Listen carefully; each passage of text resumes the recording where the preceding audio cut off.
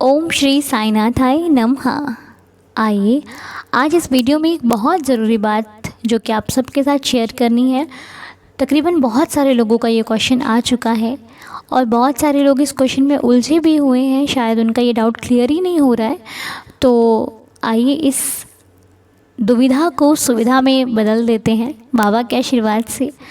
बहुत easy question है पर फिर भी आप लोगों को, शायद जो भक्त नए जुड़े हैं बाबा से, उनके लिए मुश्किल होगा। कोई बात नहीं, हम आपकी मुश्किल को सुलझाने की पूरी कोशिश करेंगे। क्योंकि जब हम बाबा से नए जुड़े थे, हमारे मन में भी बहुत सारे सवाल थे कि ऐसे कैसे होगा, बाबा के लिए क्या करना चाहिए, क्या नहीं करना चाहिए, क्या भोग लगता है बाबा को, कब आरती होती है, कितनी आरती होती है, कैसे कैसे क्या होता है बाबा की पूजा में। हम बिल्कुल अनजान थे।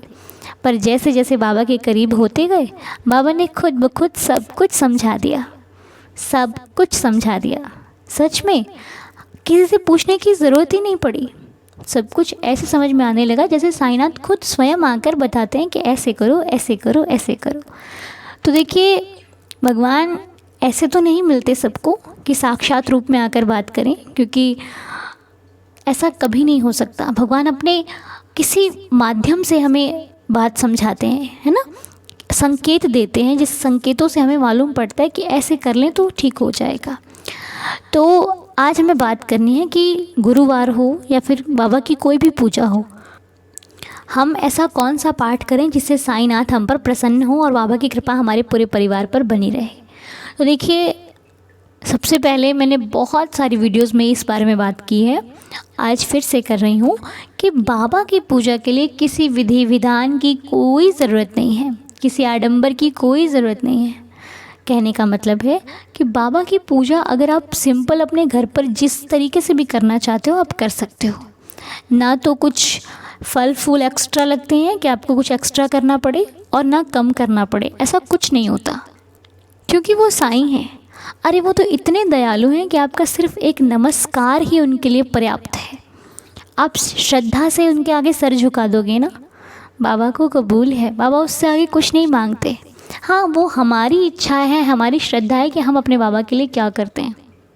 हम अपने बाबा को चांदी का मुकुट पहना रहे हैं, चांदी की पायल पहना रहे हैं, सोने का मुकुट चढ़ा रहे हैं, ये हमारी श्रद्धा कहती है। बाबा ने कुछ नहीं मांगा, ना कभी मांगते हैं। तो आप अपने अनुसार यदि पूजा करें तो वो सबसे बेहतर तरीका है बाबा की पूजा का। अगर आपको लगता है कि आपको 5 किलो लड्डू चढ़ाने हैं तो आप 5 किलो चढ़ाइए। इसमें कुछ नहीं है कि बाबा ने इतना बोला है, बाबा को ये पसंद है। जो आप श्रद्धा से खिला दोगे बाबा को वही पसंद है, ठीक है। इसलिए किसी सवाल में उलझने की आपको ज़रूरत ही नहीं है।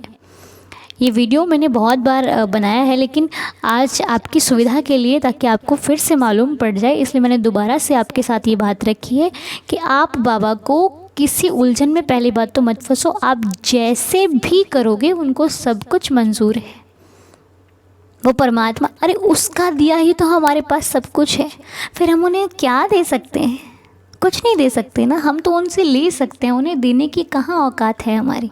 पर फिर भी हम अपनी श्रद्धा के अनुसार जितना उन्होंने हमें दिया है उसमें से ही कुछ ना कुछ इधर उधर करके बाबा के लिए करने की कोशिश करते हैं, अपनी खुशी के लिए, कि हमें खुशी मिलती है बाबा के लिए करके। लेकिन बाबा तो कभी कुछ नहीं मांगते। अरे उसको सब मालूम है कि आपके पास क्या है, कितना है, कब है। बाबा से कुछ छुपा हुआ नहीं है। बाबा सब जानते हैं कि आपके पास कितना है। बाबा का दिया हुआ है तो सब कुछ है। अब हम बाबा को बोलें कि बाबा हमारे पास ये नहीं है, तो ये हमारी ना समझिए, क्योंकि बाबा का ही दिया हम खा रहे हैं, बाबा की बदौलत ही तो जी रहे हैं। बाबा को बताने की ज़रूरत क्या है, वो सब जानते हैं कि हमें कब क्या चाहिए।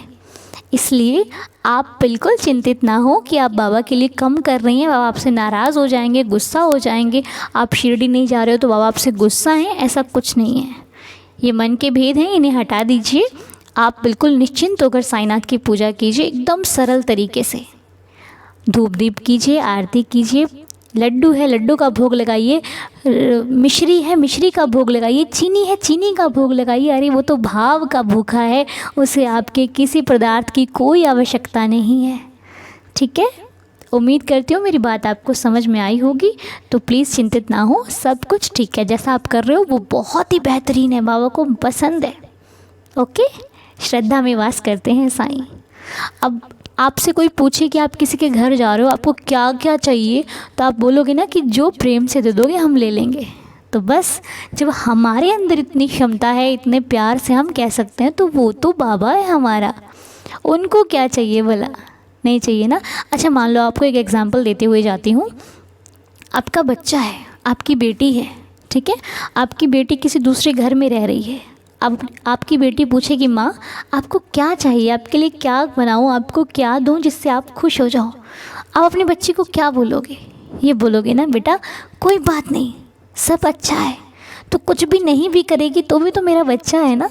अगर वो नहीं कुछ करेगी तो क्या आप उसे अपना बच्चा नहीं कहोगे? कहोगे ना। प्रेम तो आपका उतना ही रहेगा अपने बच्चे के लिए, क्योंकि आपके आशीर्वाद से ही तो उसको सब पास सब कुछ है। तो आपको किसी चीज़ की उम्मीद ही नहीं है अपने बच्चे से। इसी प्रकार यदि आपको अपने बच्चे से इतना प्यार है तो आप भी उसका बच्चा हो, उसको भी आपसे बहुत ज़्यादा प्यार है, इसलिए चिंता करने की ज़रूरत नहीं है।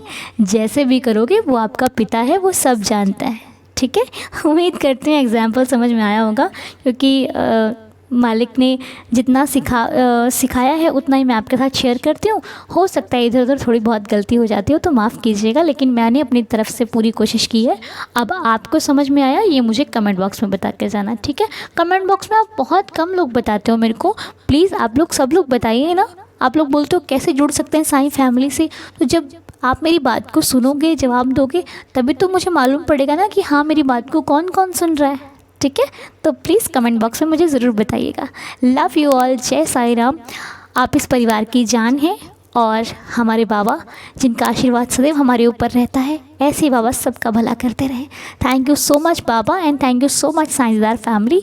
ओम साईं राम, जय साईं राम।